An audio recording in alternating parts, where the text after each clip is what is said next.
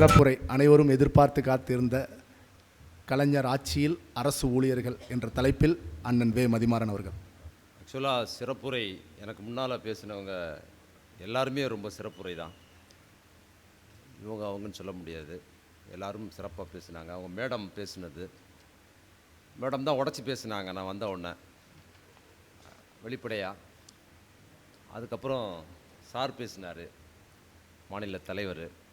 அவர் பேசினப்போ எனக்கு புதிய செய்திகள், இந்த துறையில் என்னெல்லாம் இது வரைக்கும் போராடி இருக்காங்க, இது டெக்னிக்கலாக எப்படி இருக்குது, அதில் நம்ம முதலமைச்சர் எவ்வளோ சிரமப்பட்டு அதை செஞ்சுருக்கிறாருங்கிறது ரொம்ப முக்கியம். இதில் ரொம்ப புதிய விஷயமாக அவங்க மேடம் சொன்னது, சார் சொன்னதெல்லாம் என்னென்னா, இந்தியா முழுக்க ஓய்வூதிய திட்டம் இந்தியாவில் உலகத்தில் எங்கேயுமே கிடையாது. இப்போ பென்ஷன் அப்படிங்கிற போது தமிழ்நாட்டில் மட்டும் அதை கொண்டு வந்திருக்கிறார் முதலமைச்சருங்கிறது ஒரு பெரிய சிறப்பான ஒரு விஷயம். அதுவும் எப்படி பண்ணியிருக்கிறாருன்னா, இந்த சூழல் இன்றைக்கி இருக்கிற அரசு இவருக்கு தோழமையாக இருக்கிற ஒரு ஒன்றிய அரசு அல்ல.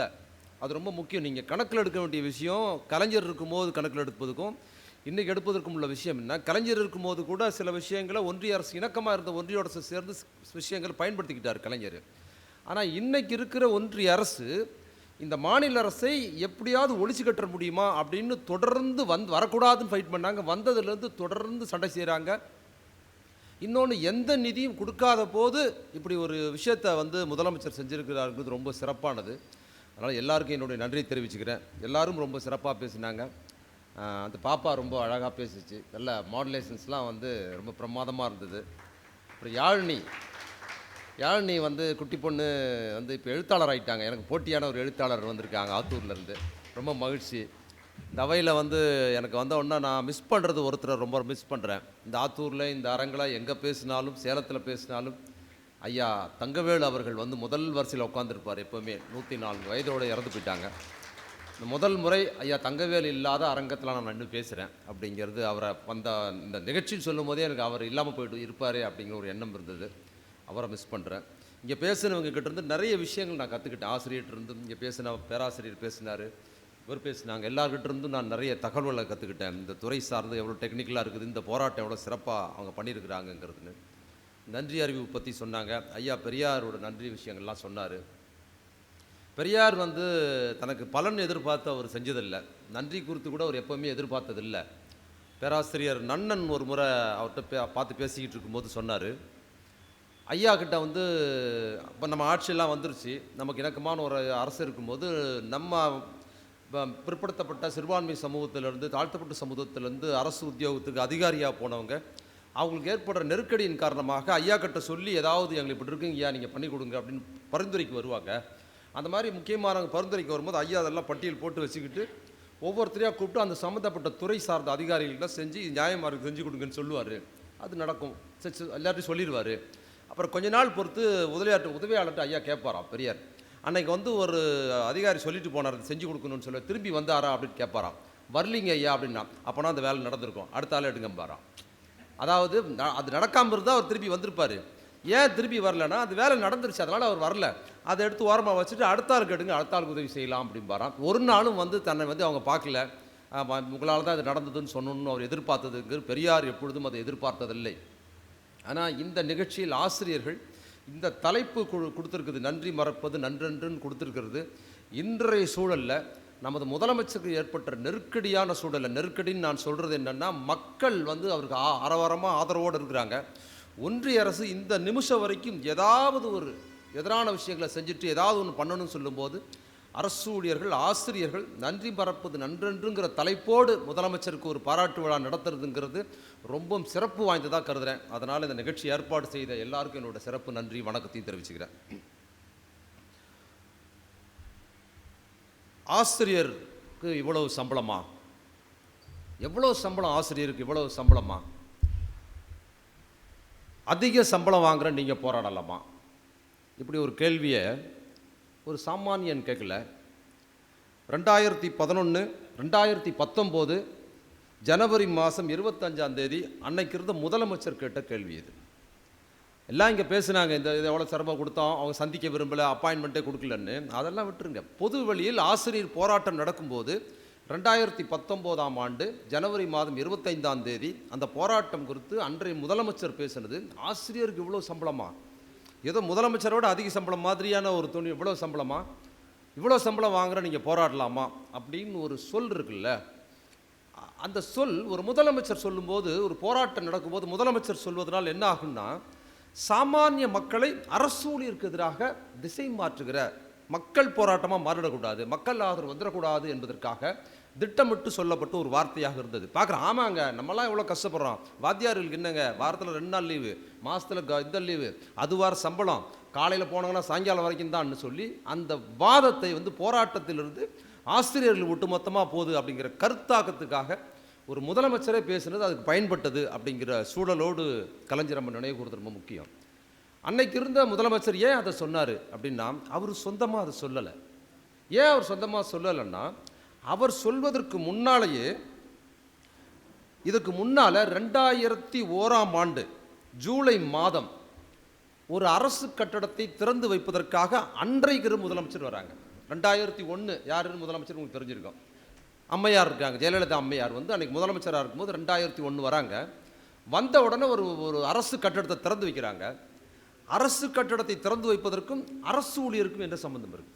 ஒரு கட்டட திறப்பு, அது அரசு ஊழியர் கட்டடம் தான், கட்டடம். ஆனால் அரசு ஊழியர் குறித்து பேசும்போது அந்த கட்டடத்தை திறந்து வச்சுட்டு அவங்க பேசுகிறாங்க. என்ன சொல்கிறாங்கன்னா, அரசு வருவாயில் 94% வருமானத்தை அரசு ஊழியர்களுக்கே செலவு பண்ண வேண்டியிருக்குன்னு கட்டட திறப்பு விழா. எதுக்கு? அரசு ஊழியர் கட்டடத்தில் எவ்வளோ வந்திருக்கிறாங்க. அங்கே அரசு ஊழியருக்கு சிறப்பு செய்கிற மாதிரி பேசுகிறதுக்கு பதில் அவங்க என்ன சொல்கிறாங்கன்னா, 94% அரசு வருவாயை அரசு ஊழியருக்கே செலவு பண்ண வேண்டிய நிர்பந்தமாக இருக்குது, இதை ஒரு சிக்கன நடவடிக்கை எடுக்க வேண்டும். எங்கே சொல்கிறாங்க? வேறு நிகழ்ச்சியில் சொல்லியிருந்தால் பரவாயில்ல, அரசு நிகழ்ச்சிக்கு அரசு ஊழியர்கள்லாம் கூப்பிட்டு கட்டடத்தை திறந்து வைங்கம்மா, எங்களுக்கு அது மூலமாக ஏதாவது உதவி செய்யுமான்னு கூப்பிட்டா அவங்க என்ன பண்ணுறாங்கன்னா, கட்டடத்தில் அஸ்திவாரத்துலேருந்து 3 செங்கலை உருவத்துக்கு அந்த மேடையிலே அறிவிக்கிறாங்க. அறிவித்தது மட்டும் இல்லாமல் அதை நடைமுறைப்படுத்த ஆரம்பிக்கிறாங்க. இது எங்கே ஆரம்பிக்குதுன்னா, செக்ரட்டேரியட்டில் ஆரம்பிக்கல, அரசு ஊழியர்கள் கட்டட திறப்பு விழாவில் இப்படி ஒரு ஸ்டேட்மெண்ட் ஆரம்பித்து அங்கே ஒரு விதையை என்ன பண்ணுறாங்க, அரசு ஊழியருக்கு எதிரான விஷயத்தை அன்றைய முதலமைச்சர் அறிவிக்கிறாங்க. அறிவித்து ஜூலை மாதம் என்ன சொல்கிறாங்க, அதை சொல்கிறாங்க அந்த அரசு கட்டட திறப்பு விழாவில்.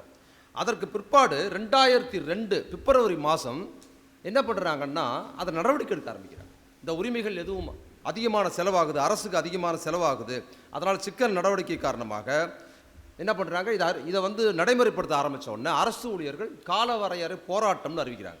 இதெல்லாம் உங்களுக்கு தெரிஞ்சிருக்கும். நான் அது ஏன்னா நிறைய விஷயங்களை நம்ம மறந்துடுறோம்.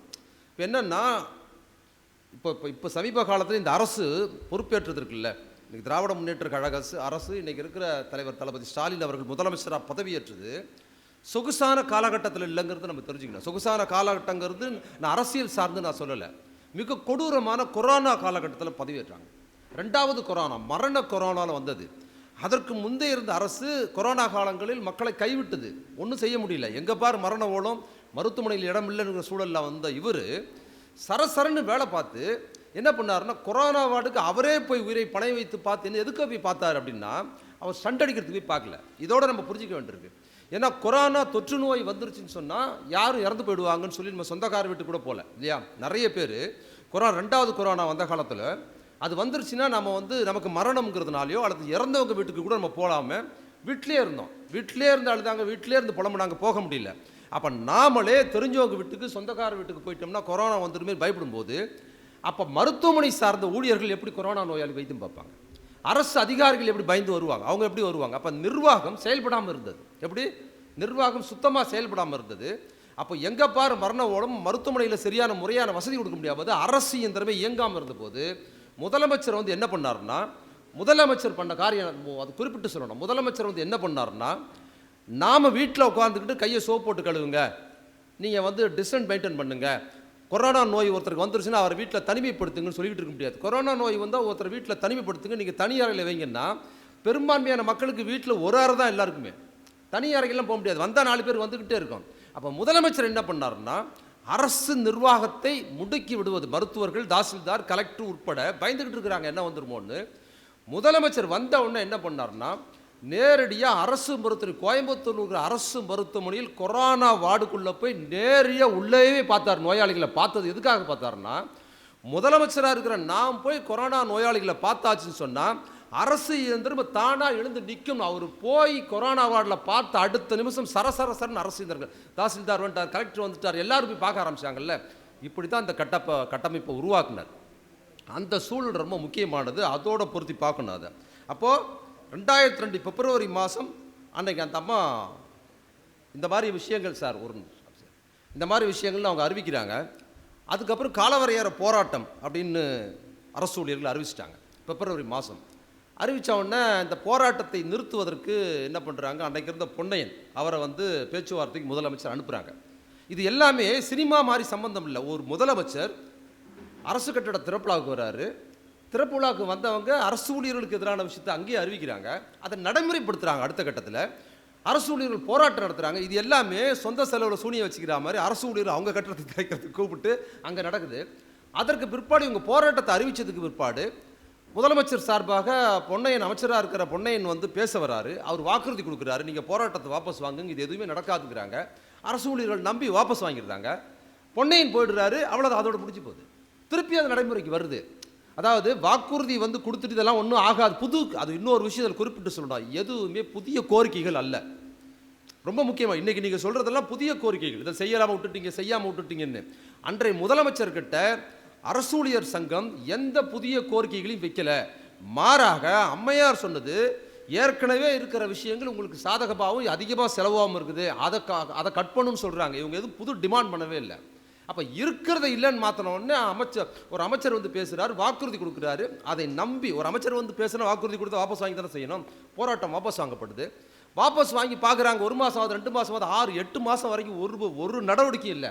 அந்த என்ன பண்ணுறது, அந்த உரிமைகள் எல்லாமே நிப்பாட்டாங்க, எதுவுமே இல்லை, நிப்பாட்டாங்க. அப்போ மீண்டும் என்ன பண்ணுறாங்க, அரசு ஊழியர்கள் போராட்டத்தை அறிவிக்கிறாங்க. அப்போ 2002 8 மாதம் கழித்து அக்டோபர் மாதம் பேச்சுவார்த்தை ஒன்றும் இல்லைன்னு சொல்லி மீண்டும் போராட்டத்தை அறிவிக்கிறாங்க. அறிவிச்சா என்ன போது மிரட்டல் நடக்கும். இந்த முறை வந்து பேச்சுவார்த்தை எல்லாம் இல்லை. அவங்க தன்னோட அடுத்த அவங்களோட உண்மையான இதாக வந்து வெளியே காட்டுறாங்க. பேச்சுவார்த்தைலாம் பண்ணி உங்களுக்கு நிப்பாட்டத்தை தான் பண்ணேன். இப்போ என்னென்னா, நீங்கள் போராடினீங்கன்னா உங்கள் மீது கடுமையான ஒடுக்குமுறையை செய்வேன்.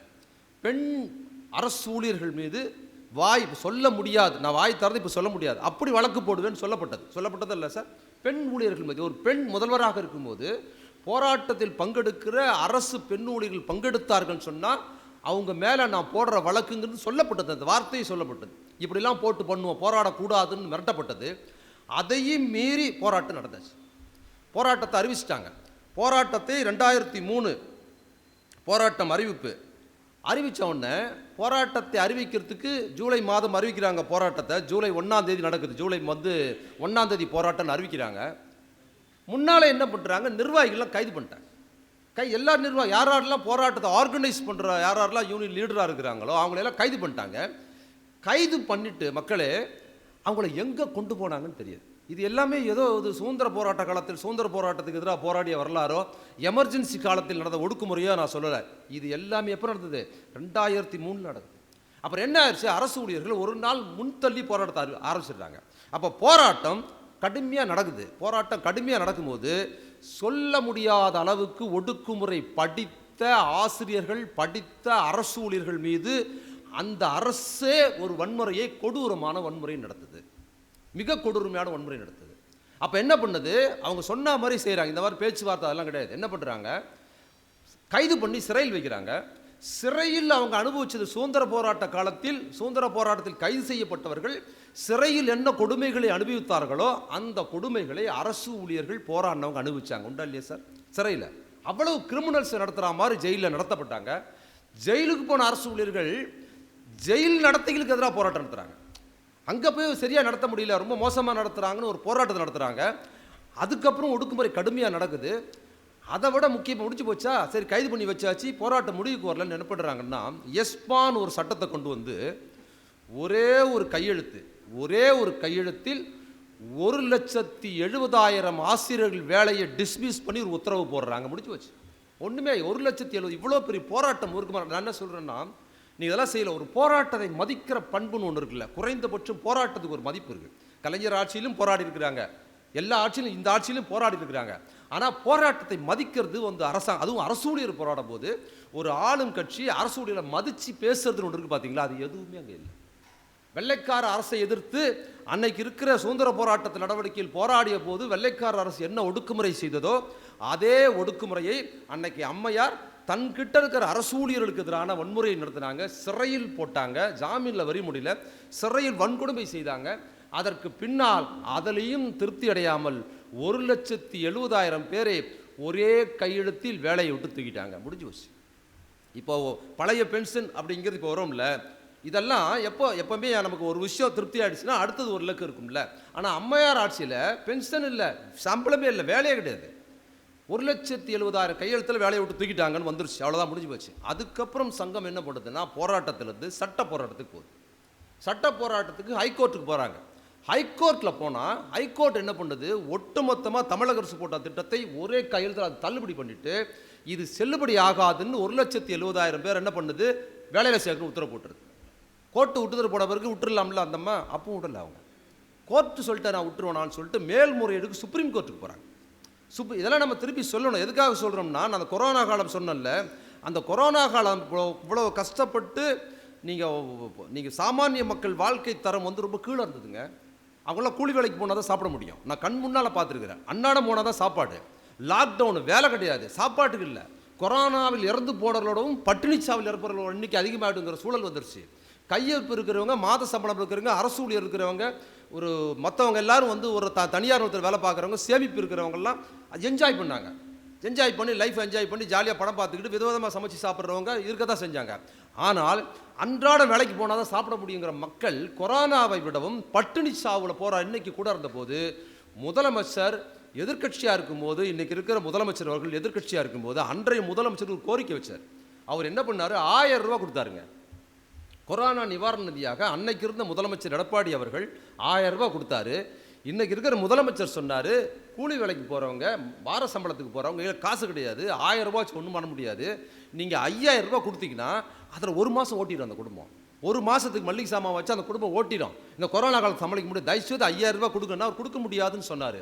அன்றைக்கு எதிர்க்கட்சி தலைவராக இருக்கும்போது இன்றைய முதலமைச்சர் ஒரு வாக்குறுதி கொடுத்தாரு, மக்களே நான் ஆட்சிக்கு வந்தால் மீதி 4000 ரூபாய் ஒவ்வொரு ரேஷன் கார்டுக்கும் கொடுப்பேன்னு சொன்னார். கையில் காசு கிடையாது. அவர் வந்து போட்ட முதல் கையெழுத்து ஒவ்வொரு ரேஷன் கார்டுக்கும் 4000 ரூபாய் கொடுத்தார். முதல் கையெழுத்து கொடுத்தாருங்க. அது அந்த 4000 ரூபாங்கிறதுங்க எவ்வளோ பெரிய தெரியுமா, 40,000 ரூபாய்க்கு மேலே சாமானிய மக்களுக்கு. அந்த 4000 ரூபாய் வந்ததுக்கு பல உயிர்கள் பழச்சிட்டாங்க. பட்டினி சாவுகளை தடுத்து நிறுத்தினார். இப்போ அதை வந்து என்ன அதெல்லாம் மறந்துட்டாங்க. இப்போ அதுவுமே மக்களுக்கு ஞாபகம் இல்லை. என்னென்னா இப்போ 4.5 வருஷத்துக்கு முன்னால் இருக்கிறத நம்ம நினைவூட்ட வேண்டியதாக இருக்குதுங்கிறேன். இப்போ அதையே மறந்தாங்கன்னா 2001 2002 எஸ்மா 1,70,000 பேரை வேலையை விட்டு தூக்குனதெல்லாம் யாருக்குமே ஞாபகமே இல்லை அப்படிங்கிறத நம்ம நினைவூட்ட விரும்புகிறோம்.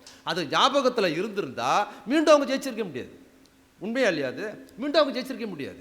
அப்போ என்னென்னா இந்த மறதி, செலக்டிவான மறதி இருக்குல்ல, ஒன்று உதவி செய்வர்களே உதவி செய்கிற நேரத்துக்கு அப்புறம் வரும்போது மறந்து போடுறது, இன்னொன்று மிக கொடூரமான வன்முறை செய்தவர்களே அந்த வன்முறையை மறந்துட்டு ஆதரிக்கிற துணின்னு ஒன்று இருக்குது பார்த்தீங்களா, அது சமூகத்தை பின்னோக்கி இழுக்குது. அப்போ 1,70,000 பேரை வேலையில் சேர்க்கணும்னு ஹைகோர்ட்டு சொல்லிட்டு அதை முடிச்சிருக்கலாம் அந்த கேஸை. நான் எதுக்கு சொல்கிறேன், எவ்வளவு மூர்க்கமாக ஒரு அரசு, இதே தமிழ்நாட்டில் உள்ள அரசு இந்த அரசூழியலுக்கு எதிராக இருந்தது அப்படிங்கிறத நினைவுட்டு வருகிறேன். அந்த ஹைகோர்ட் சொன்னதுக்கு பிற்பாடு அவங்க மேல்முறையீடு சுப்ரீம் கோர்ட்டுக்கு போகிறாங்க. சுப்ரீம் கோர்ட்டு போய் கேஸ் நடத்தும் போது ஹைகோர்ட்டில் அரசு ஊழியர் சங்க தலைவர்கள் நடத்துகிறாங்க. சுப்ரீம் கோர்ட்டுக்கு போகிறதுக்கு அவங்களால முடியாத போது அன்னைக்கு எதிர்க்கட்சி தலைவராக இருந்த கலைஞர் அவர்களின் உதவியோடு தான் சுப்ரீம் கோர்ட்டில் வழக்கு நடத்தப்பட்டது. தெரியுமா அவங்களுக்கு? அங்கே நடந்தது அந்த வழக்கு. அந்த வழக்கை நடத்தி சுப்ரீம் கோர்ட் ஒரு தீர்ப்பு கொடுக்குது. என்ன தீர்ப்பு கொடுக்குதுன்னா, அன்னைக்கு இந்த 1,70,000 பேரில் 6,072 பேர் மட்டும் நீங்கள் விசாரணை பண்ணிவிட்டு மீதி பேரை வேலைக்கு சேர்த்துங்கன்னு ஒரு தீர்ப்பை கொடுத்து சுப்ரீம் கோர்ட். வேறு வழி இல்லாமல் அவங்க சேர்த்துக்கிறாங்க. 6,072 பேர் விசாரணை நடக்குது.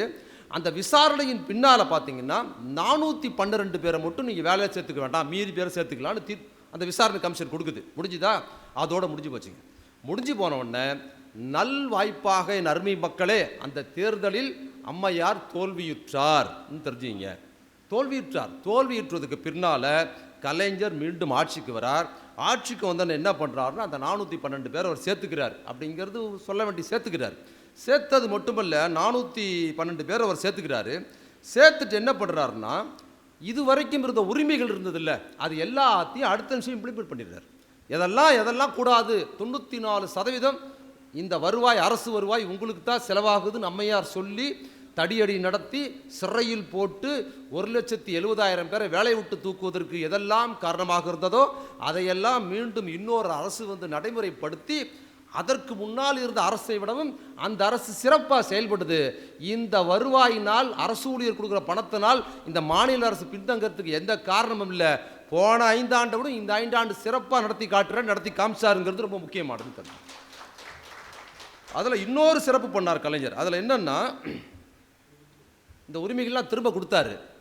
இப்போது அம்மையார் என்ன பண்ணாங்க, அம்மையார் என்னென்ன உரிமைகளை பறிச்சாங்க அப்படின்னு தெரிஞ்சுக்கணும்ல. என்ன உரிமை, இந்த வருவாயில் அதிகமான வந்து தொகை வந்து 94% உங்களுக்கு தான் போகுது அப்படின்னு சொல்லி அவங்க வந்து தடியடி பண்ணி கேஸ் போட்டு மொத்தமாக நிறுத்தினாங்கல்ல, அது என்னென்ன உரிமைகள் அப்படின்னு தெரிஞ்சுக்கணும்னா அதெல்லாம் கலைஞர் கொடுத்த உரிமை. கலைஞர் கொடுத்த உரிமைகள் அப்படின்னு பார்த்தீங்கன்னா, கலைஞர் முதலமைச்சராக 69 வர்றாரு. 69லேருந்து வந்து மொத்தம் 19 வருஷம் கலைஞர் முதலமைச்சராக இருக்கார். 19 ஆண்டுகள் முதல்வராக இருக்கார் கலைஞர்.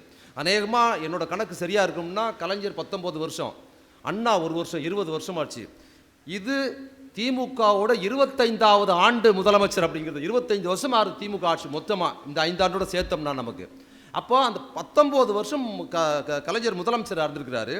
அதில் 4 முறை வந்து ஊதிய குழு வச்சிருக்கிறார். 19 வருஷத்தில் 4 முறை ஊதிய குழு நியமிக்கிறார். அரசு ஊழியருக்கான ஊதிய குழுவை 4 முறை அவர் நியமிக்கிறாரு. நியமித்து அதில் ஒன்றிய அரசுக்கு இணையான சம்பளத்தை கலைஞர் தான் கொண்டு வர்றார். இதெல்லாம் எப்போ நடக்குது?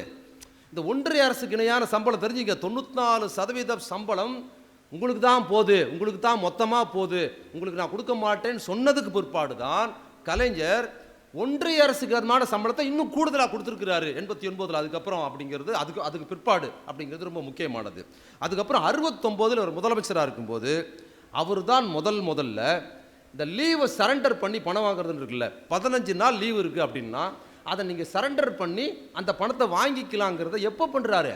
ஆட்சிக்கு முதல்வராக வந்த உடனே 1969 அரசு ஊழியர்கள் லீவை நீங்கள் பொறுப்பாக வேலைக்கு வரீங்க, லீவே போடலை, லீவெல்லாம் வீணாக போயிடுதில்ல, அவங்க லீவு அது வீணாக போயிடுச்சு கூடாதுன்னா அந்த வீணாக போகாத லீவை நீங்கள் சரண்டர் பண்ணி உங்களுக்கு பணமாக வாங்கிக்கிங்கன்னு சொல்லி முதல் உத்தரவை இந்தியாவிலே போட்டவர் கலைஞர் தான் ஃபஸ்ட்டு போட்டார். முதல் உத்தரவு. அதற்கு பிற்பாடு கடன் கொடுக்கிறார், வாகன கடன், வீட்டு கடனுக்கான லோனு கலைஞர் தான் முதல்ல எப்போ சொல்கிறார்? 1969 அது செய்கிறார். திருமண கடன், வாகன கடன், வீட்டு கடனை வந்து 1969 அண்ணாவுக்கு பிற்பாடு அவர் இறந்ததுக்கு பிற்பாடு வந்த உடனே அது செஞ்சிருக்கிறாருங்கிறது ரொம்ப முக்கியமானது.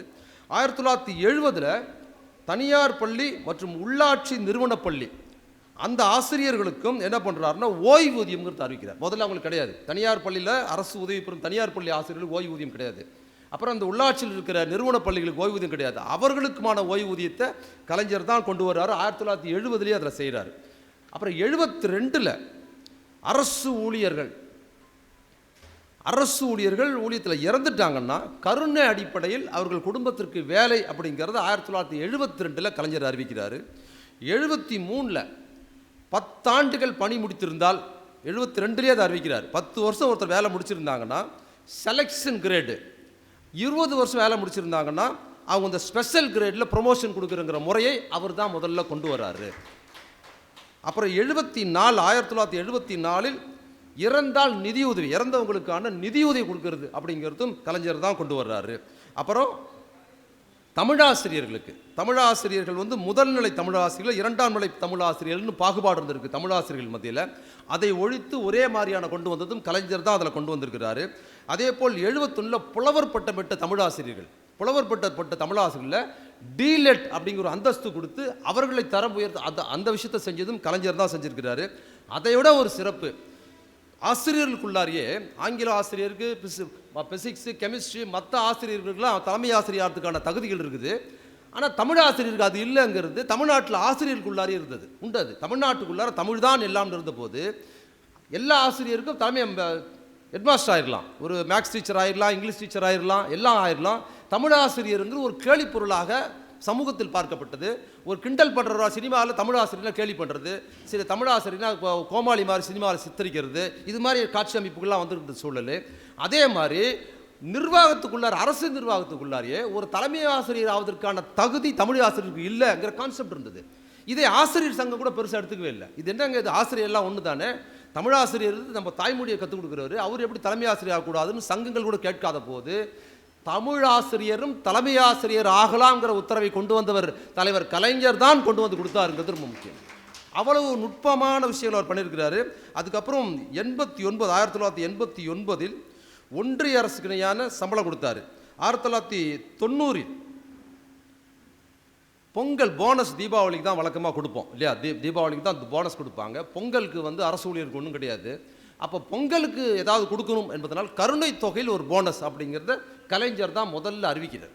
இங்கே படித்த அரசு ஊழியர்கள், ஆசிரியராக இருக்கிறீங்க, அரசு அதிகாரிகளாக இருக்கிறீங்க, உங்கள்கிட்ட நான் ஒரு கோரிக்கை வைக்க விரும்புகிறேன். ஒரு டிமாண்ட், பொது சமூகத்துக்கு, தமிழ் சமூகத்துக்கு படித்த நீங்கள் அரசுக்கு ஒரு டிமாண்ட் வச்சிங்கன்னா அது நடைமுறைக்கு வரும். எங்கள் மாதிரி ஆட்கள் சொல்கிறத விடுவோம். இப்போ நமக்கு போனஸ் வந்து பொங்கலுக்கு இருக்குது, கருணை தொகை தான் போனஸ் வந்து தீபாவளிக்கு தான் இருக்குது, கருணை தொகை தான் பொங்கலுக்கு இருக்குது. ஆனால் நமது அடையாளம்னு சொல்கிறது எது? பொங்கல் தான் நம்ம சொல்கிறோம். இன்னும் சொல்ல போனால் திராவிட முன்னேற்ற கழகம், கலைஞரும் அண்ணாவும் இன்னைக்கு இருக்கிற தளபதி வரைக்கும் அவங்க தீபாவளிக்கு வாழ்த்து சொல்கிறதில்ல, பொங்கலுக்கு தான் வாழ்த்து சொல்லுவாங்க. ஏன்னா அது தமிழர் பண்டிகை இல்லை, இதுதான் தமிழர் பண்டிகை, அதனால் நாங்கள் இதுக்கு வாழ்த்து சொல்கிறோம். அதுக்கு எதிரான ஆள் கிடையாது. கொண்டாடுறவங்க கொண்டாடுங்க. அது பொங்கல் என்கிற தமிழர் பண்டிகை, தீபாவளிங்கிற பண்டிகை கீழே அமுத்திட்டு அது மேலே வருது, அதை ப்ரமோட் பண்ணணும். தமிழ் பொங்கல் என்பது மத சார்பட்டது, தீபாவளிக்கு ஒரு மத அடையாளம் இருக்குது, அது ஒரு இந்துக்களுக்கான பண்டிகை. ஆனால் பொங்கல்ங்கிறது ஒரு தமிழராக இருக்கிற, இந்துவாக இருக்கிற தமிழருக்கும், ஒரு முஸ்லீம் தமிழருக்கும், கிறிஸ்துவ தமிழருக்கும் பொங்கல் என்பது தனி அடையாளம். அதனால் நாங்கள் பொங்கல் வாழ்த்து சொல்கிறோம் என்பதற்காகத்தான் பொங்கல் வாழ்த்து சொன்னாங்க. ஆனாலும் நம்ம அரசு இவ்வளவு சிறப்பாக பொங்கலை கொண்டாடுற நம்ம அரசு தீபாவளிக்கு தான் போனஸ் கொடுக்குதே தவிர பொங்கலுக்கு போனஸ் கொடுக்கல. அப்போ என் சார்பாக நான் கோரிக்கை பல வருஷமாக சொல்லிக்கிட்டு இருக்கிறேன். உங்கள் சார்பாக தமிழ் அடையாளத்தோடு இருக்கணும்னா கருணை தொகையை தூக்கி தீபாவளியில் போட்டுட்டு, தீபாவளி இருக்கிற பொங்கலை தூக்கி நீங்கள் என்ன பண்ணணும், போனஸ் எடுத்து பொங்கலுக்கு கொடுத்தாச்சுன்னு சொன்னால் மிக சிறப்பாக தமிழ் அடையாளம் இன்னும் சரியாக வரும். இன்னும் சிறப்பாக சொல்லணும்னா, ஒரு பண்டிகை கொண்டாடப்படுவதற்கு என்னென்னா, ஒரு பண்டிகைனோ மனிதனுக்கோ மரியாதை சமூகத்தில்னா பொருளாதார பின்புலம் தான் அவனுக்கு மரியாதை கொடுக்குது. சமூகத்தில் காசு தான் மதிக்கிறான். கல்யாணத்துக்கு, சொந்தக்கார வீட்டு கல்யாணத்துக்கே நம்ம போவோம், கூட பிறந்த அக்கா தங்கச்சி வீட்டு கல்யாணத்துக்கு, மாமா வீட்டு கல்யாணத்துக்கு போனால் கூட அங்கேயே நம்மளை கண்ணுக்கு தெரிஞ்ச பார்த்தியா அவங்களுக்கு காசுகள் தான் பார்க்குறாங்க அப்படிங்கிற சொந்தத்துக்குள்ளே, ரத்த சொந்தத்துக்குள்ளே அது இருக்குது. அப்போ பண்டிகைக்கும் அது இருக்குது. சமூகத்தில் பொருளாதார பின்புலம் இருந்தால் தான் எல்லாவற்றுக்கும் ஒரு அங்கீகாரம் இருக்குது. அப்போ தீபாவளி ஏன் பெருமளவில் கொண்டாடப்படுது அப்படின்னு சொன்னால், தீபாவளிக்கு அரசு ஊழியர்களுக்கும் தனியார் நிறுவனங்களுக்கு கொடுக்குற போனஸ் இருக்குது பார்த்தீங்களா, அந்த போனஸ் தீபாவளியை ப்ரமோட் பண்ணுது.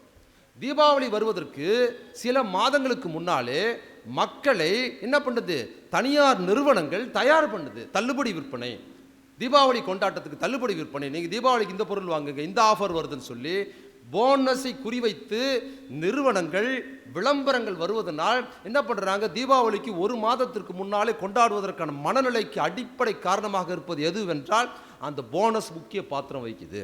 அப்போது அந்த போனஸை எடுத்துட்டு நீங்கள் பொங்கலுக்கு கொடுத்தாச்சுன்னு சொன்னால் இதற்கான முக்கியத்துவம் ஆஃபர், தீபாவளி ஆஃபர் பூரா பொங்கல் ஆஃபருக்கு வந்து இவங்க எல்லாரும் பொங்கலை ப்ரமோட் பண்ண ஆரம்பித்தாங்கன்னா பொங்கல் ஒரு முக்கியத்துவம் பெறும் என்பதனால் அதை நான் சொல்ல விரும்புகிறேன். கேரளாவில் இருக்கிற கம்யூனிஸ்ட் கட்சி அரசோ, கேரளாவில் இருக்கிற காங்கிரஸ் அரசோ அவர்கள் தீபாவளிக்கு போனஸ் தருவதில்லை, அவங்களோட பண்டிகையான ஓணத்துக்கு தான் போனஸ் தருகிறார்கள். நம்ம அரசு சங்க தலைவர்கள்லாம் வந்திருக்கிறார்கள். அவர்கிட்ட அவர் கோரிக்கையாக வைக்கும்போது, உங்களின் சார்பாக நலன்களை சொல்லும்போது தமிழ் சமூகத்தை வழிநடத்துகிற பொறுப்பு படித்தவர்களுக்கும், அரசு ஊழியர்களுக்கும், அரசு அதிகாரிகளுக்கும் இருக்குது. நீங்கள் வந்து அறிவு சார்ந்த, துறை சார்ந்து உண்ணும்போது தோழமையான கருத்துக்களை அரசுகிட்ட மக்கள் சார்ந்து வைக்கிற கோரிக்கைகளை இதை சேர்ந்து நீங்கள் ஒரு கோரிக்கையாக வச்சுக்கணுங்கிறதையும் உங்கள்கிட்ட நான் சொல்லிக்கிறேன், ஒரு கோரிக்கையாக. அப்போ அந்த போனஸ், பொங்கலுக்கான கருணை போனஸுங்கிறதும் கலைஞர் தான் கொடுத்தாரு. அதற்கு பிற்பாடு முழு பென்ஷன் பெறத்துக்கு 33 வருஷம் இருக்கணும் இருந்திருக்கு. 33 வருஷம் நீங்கள் சர்வீஸில் இருந்தால் தான் முழு பென்ஷன் முடியும் அப்படிங்கிறத கலைஞர் 3 வயசு குறைச்சி 30 வருஷம் சர்வீஸ் இருந்தால் போதுங்கிறத 1997 ஆண்டு, சரிதானே, 97 அதை அறிவிக்கிறாருங்கிறதும் அதோட சிறப்பு. நான் சீக்கிரம் முடிச்சிடறேன், என்ன மணி ஆயிடுச்சு.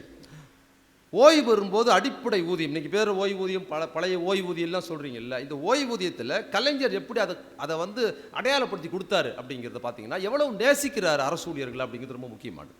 என்னென்னா, ஓய்வு பெறும்போது அடிப்படை ஊதியம் 50%, அப்புறம் கடைசி 10 மாத ஊதியம் 50%. இந்த 2 அமௌண்ட்டில் எது கூடுதலாக இருக்குதோ அதை நான் பென்ஷனாக கொடுப்பேன்னு அறிவித்தவர் தான் கலைஞர்கிட்ட தெரிஞ்சுங்க. அதுதான் அது முக்கியம்.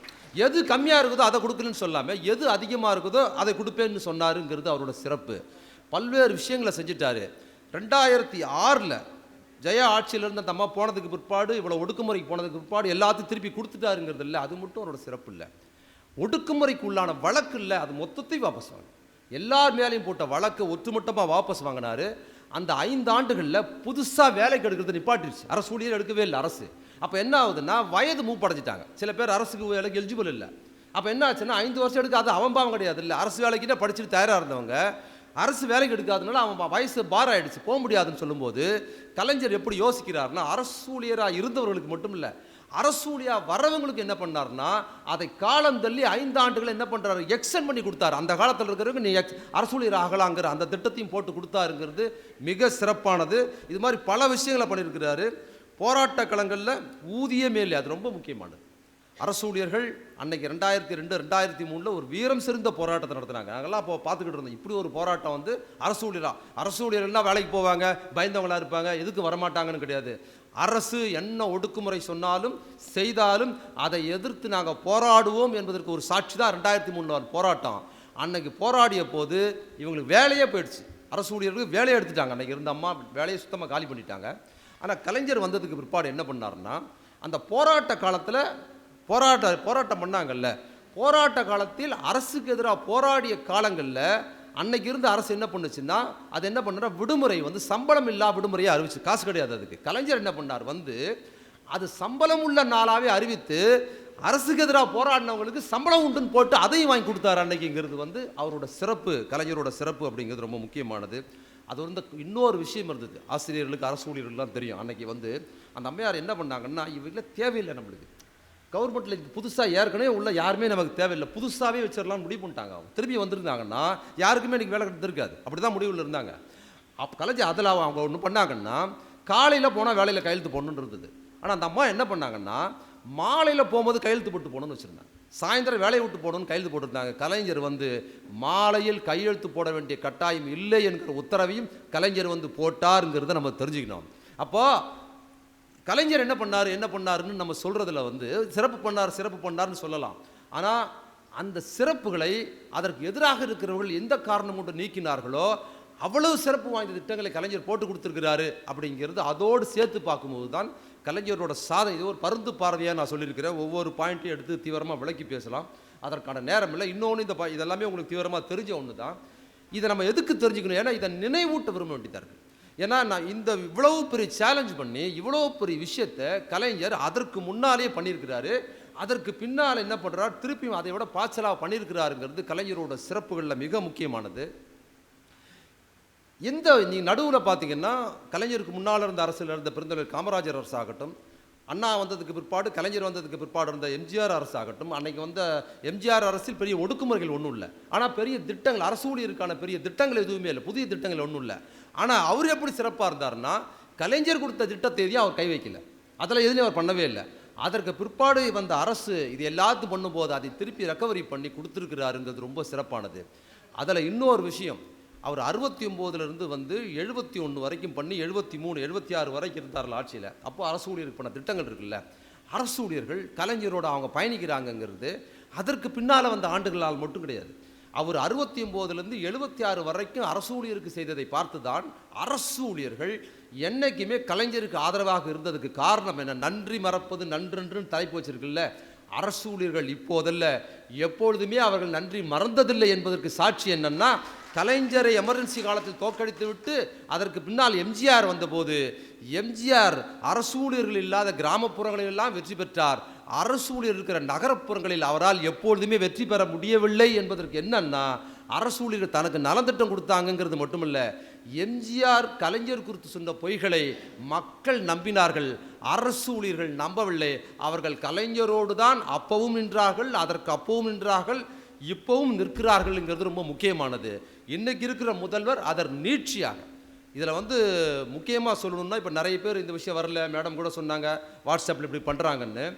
இன்றைக்கி இருக்கிற அரசு அன்னைக்கு இருந்த ஒன்றிய அரசை விடவும் இன்றைக்கி இருக்கிற ஒன்றிய அரசு மிக மோசமான ஒன்றிய அரசு. அப்போது அம்மையார் எல்லாத்தையும் பறித்தாங்க, கலைஞர் திருப்பி கொடுத்தாரு, அதுக்கு முன்னால் கொடுத்தாரு, அதுக்கு மேலேயும் திருப்பி வந்து கொடுத்தாரு. இன்னைக்கு இருக்கிற முதலமைச்சர் இந்த 5 ஆண்டுகளில் அதை பாதுகாத்தார். பார்த்தீங்களா, அது சாதாரண கிடையாது. இதை பிடுங்குவதற்கு ஏராளமான வேலைகள் இருந்தது. இந்த நலத்திட்டங்களில் எல்லாத்தையும் பிடுங்கணும், பென்ஷனை வந்து கொடுக்கவே கூடாதுங்கிறது மட்டும் இல்லை, பல்வேறு விஷயங்கள் ஆட்குறைப்பு செய்வது, புதிய ரெக்ரூட்மெண்ட் கொடுக்கக்கூடாதுங்கிறதுல ஒன்றிய அரசு நிதி பற்றாக்குறையை கொடுத்து அரசு ஊழியர்களை குறைப்பதற்கான எல்லா வேலைகளையும் செய்த போதும் என்ன ஆனாலும் அரசு ஊழியர்கள் விஷயங்களில் நான் ஒரு சலுகையில் கூட கை வைக்க மாட்டேன் 5 ஆண்டுகள் ஃபைட் பண்ணுறது தலைவருக்கு தெரியாது. புதுசாக செய்ய முடியல, அதை செய்ய முடியலன்னா இல்லை, கொடுக்க முடியாத சூழல் இருந்ததுனால் அதை செய்ய முடியாமல் இருந்தது. அதை அவர் பாதுகாத்தார். ஒரு கோழியை முட்டையை பாதுகாப்பது போல் இந்த திட்டங்களை பாதுகாத்து அதை கொண்டு வந்து அடுத்த கட்டத்தில் விட்டுட்டு இன்னைக்கு அந்த பென்ஷன் ஸ்கீம் அறிவிச்சிருக்கிறாருங்கிறது ரொம்ப முக்கியமானது. அது மட்டும் இல்லை, இடஒதுக்கீடை இன்னைக்கு முதலமைச்சர் வந்ததுக்கு பிற்பாடு 30% 40% அறிவிச்சிருக்கிறார் முதலமைச்சருங்கிறது, அரசு ஊழியர்களுக்குங்கிறது அது மிக முக்கியமானது. மகப்பேறு விருப்பு காலம் அப்படிங்கிறத 9 மாதமாக இருந்ததை இன்றைக்கி 1 வருஷமாக பெண்களுக்கு மாற்றிருக்கிறார் முதலமைச்சருங்கிறதும் ரொம்ப முக்கியமானது. அதிலும் குறிப்பாக இந்த அரசு துறை பற்றி நம்ம சொல்லணும். மக்கள் மத்தியில், எளிய மக்கள் மத்தியில் ஒரு பழமொழி உண்டு இல்லையா? அரைக்காசானாலும் அரசாங்க காசு, கால் காசானாலும் கவர்மெண்ட் காசு.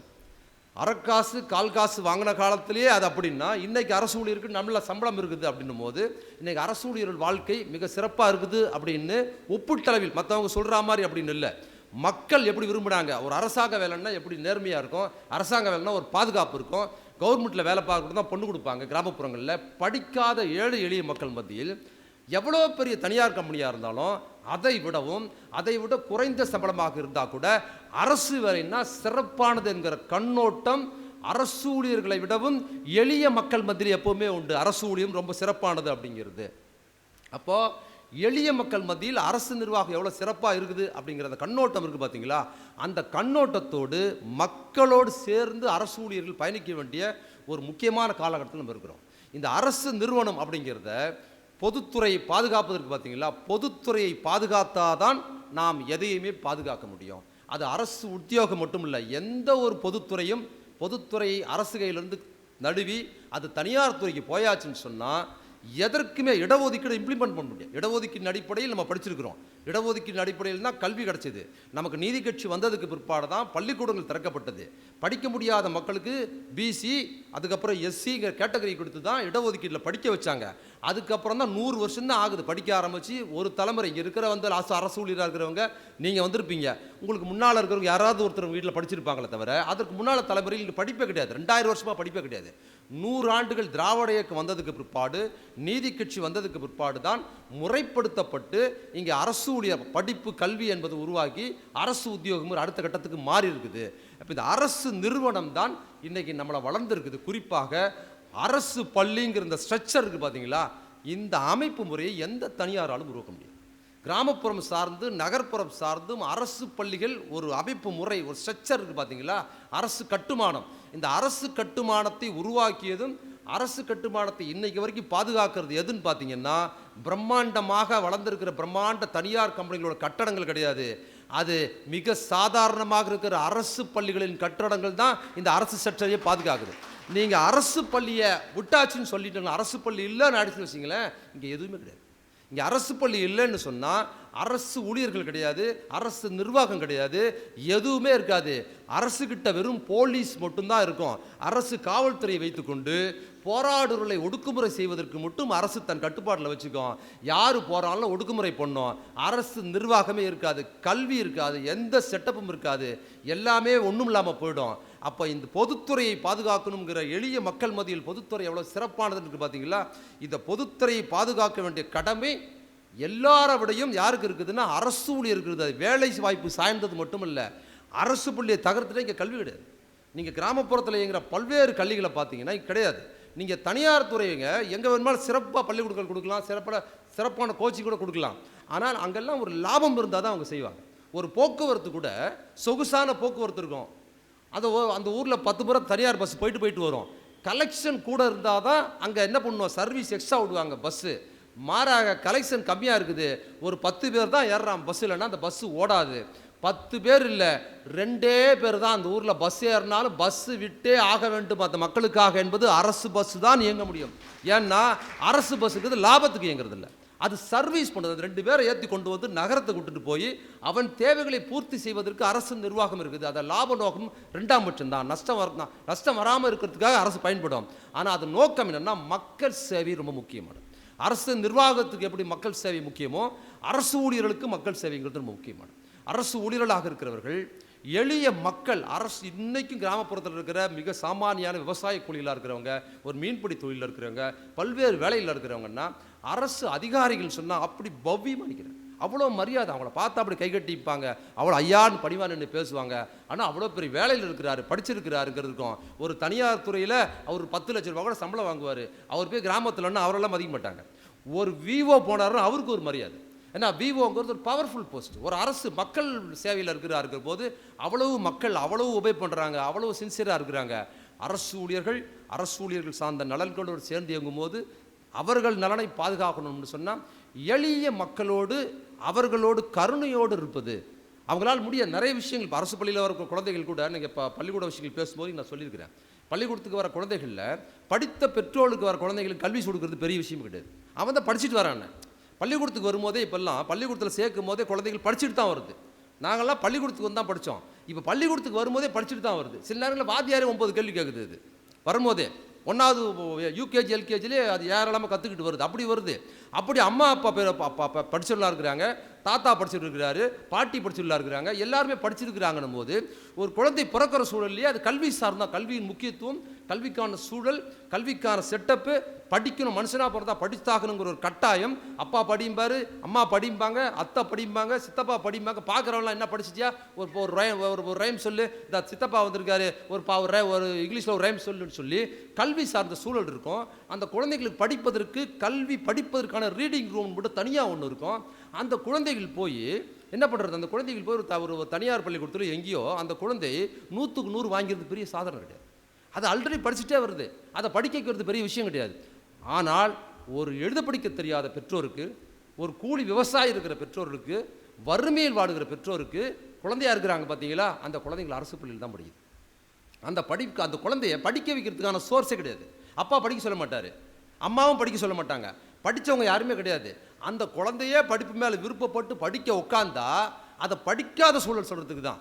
படிக்க உட்காரலான்னு ஒரு பொண்ணு புத்தகத்தை விரித்து ஒரு 5வது படிக்கிற பொண்ணு, 7வது படிக்கிற பொண்ணு புத்தகத்தை உட்காந்து படிச்சுதுன்னு சொன்னால் அந்த நேரம் தான் அங்கே ஆடு அம்மான்னு கத்தும். அவங்க அம்மா கூப்பிடுவாங்க, இந்த மீனை கொஞ்சம் ஆஞ்சி கொடுப்பாங்க.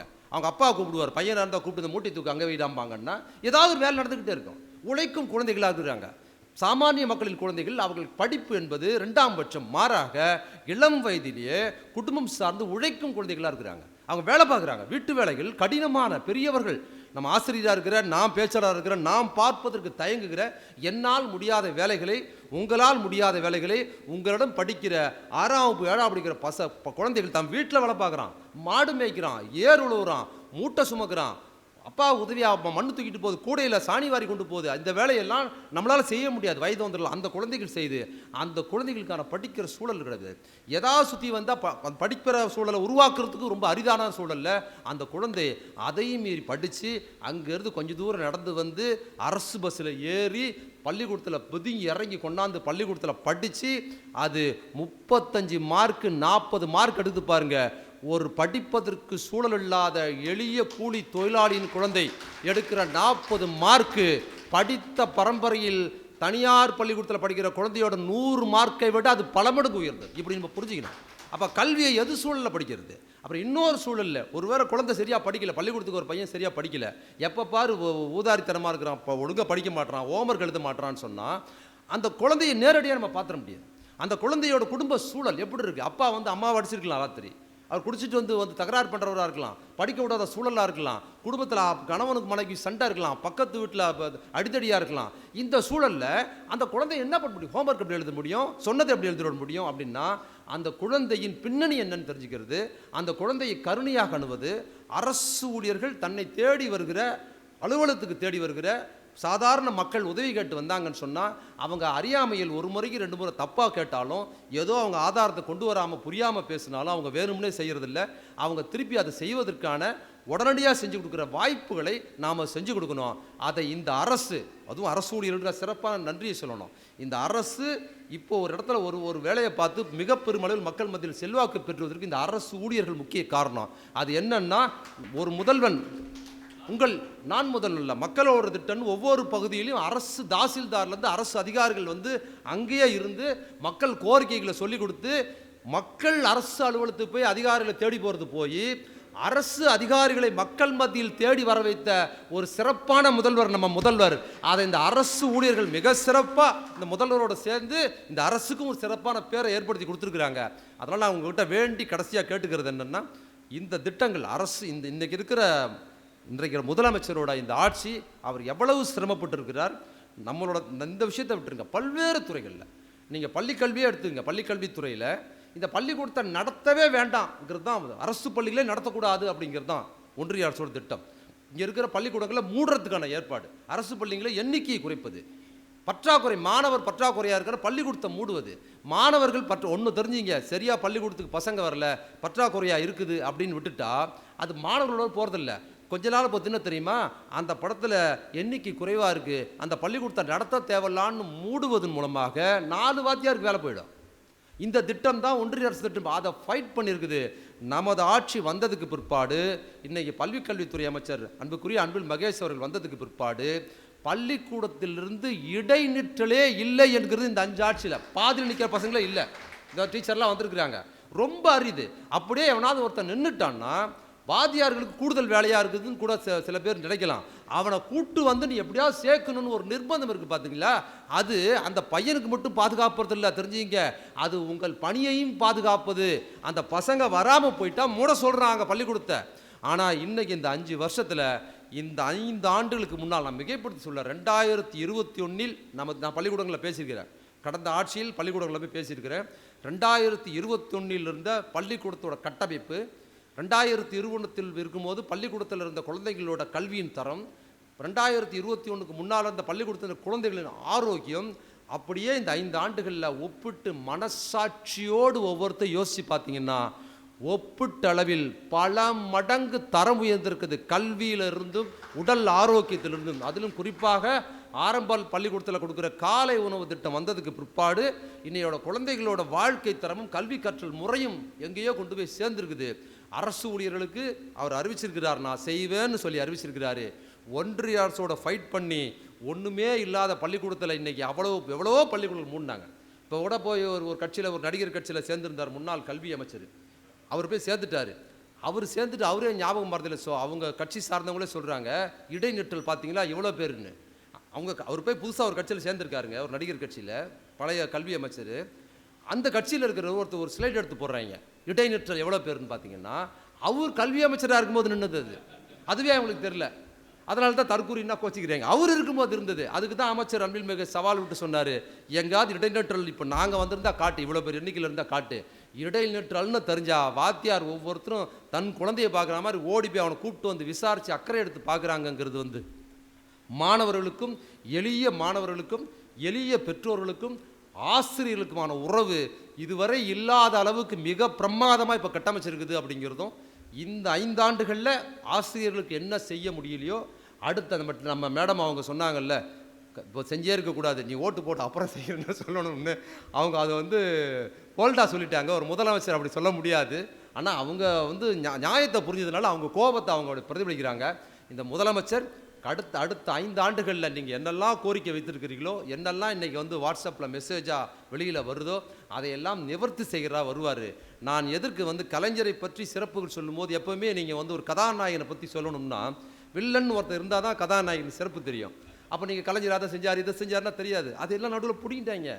வேலையே இல்லைங்க, பென்ஷன் இல்லை, வேலையே கிடையாது அப்படின்னு ஒரு முறையில் ஈவு இறக்கம் இல்லாமல் நடந்த ஒரு அரசு, அப்படி கலைஞர் கொண்டு வந்த திட்டத்திலிருந்து மாற்றி கொண்டு வந்த அரசு தான் இன்னைக்கு இருக்குதுங்கிறத தெரிஞ்சுங்க.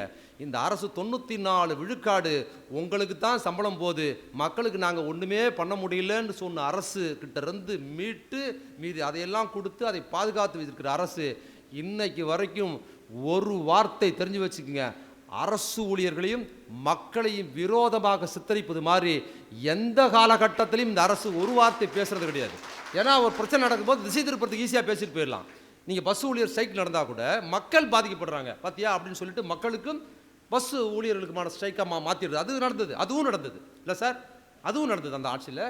அது விரோதமாக மக்களுக்கு விரோதிகளாக அரசு ஊழியர்களை சித்திக்கிற போக்கு இந்த ஆட்சியில் என்ன போராட்டம் நடத்தினாலும் இந்த ஆட்சியே தேவையில்லை, இதை அகற்றி தீராகணும்னு ஒரு அரசு ஊழியர் நினைக்கிறாருன்னு சொன்னாலும் கூட அவர் இந்த அரசு ஊழியர் அவர் எனக்கான ஆசிரியர், எனக்கான அரசு ஊழியர் தான் இந்த அரசு பார்க்குதே தவிர இந்த அரசு யாரையும் எதிராக பார்க்கல. இவங்களை ஆதரித்து இவங்க கோரிக்கையை அடுத்த கட்டத்துக்கு கொண்டு போகணுங்கிறது அவங்க நோக்கம். அதை செய்திருக்கிறார். ஆட்சி திரும்ப வந்ததுக்கு பிற்பாடும் அதை செய்வார். இதெல்லாம் எதுக்கு நான் நெருக்கி சொல்கிறேன்னு சொன்னால், நாம் திருப்பியும் ஆரம்பித்த இடத்துலையே முடிக்கிறேன். அரசு ஊழியர்களுக்கு இவ்வளோ சம்பளமா அப்படின்னும், நீங்கள் இவ்வளோ சம்பளம் வாங்குற நீங்கள் போராடலாமா அப்படிங்கிற ஆட்சி திரும்பவும் வந்துடக்கூடாது என்பதில் நாம் கூடுதலாக கவனமாக இருந்துட்டோம்னா மீதி எல்லாமே சிறப்பாக நடக்கும். வாய்ப்புக்கு நன்றி, வணக்கம்.